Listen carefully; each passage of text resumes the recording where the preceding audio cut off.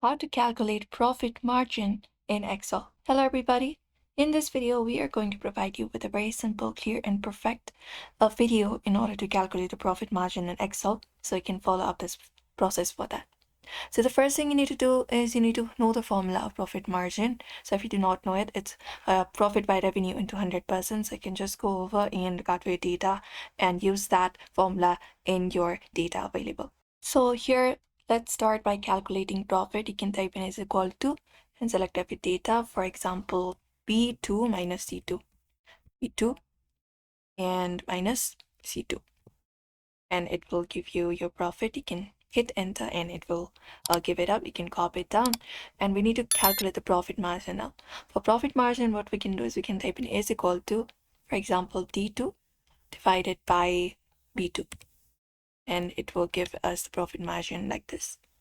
Now, in order to convert it to percentage, what we can do is we can just go over and use this formula right here, which is equal to, and inside bracket we can type in our, we can select up our profit, and then inside bracket and divide it by B2 once again and hit enter, and it should give you the value that you're looking for. You can either select up the column E as well and click on percent format in the toolbar in the top and use that as well.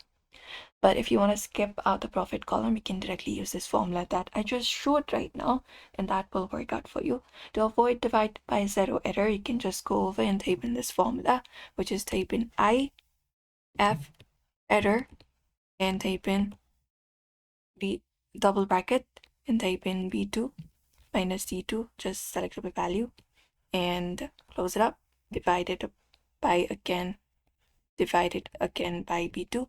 After that, you can type in comma and 0 and close this bracket up and hit enter, and it will give you the value that you're looking for.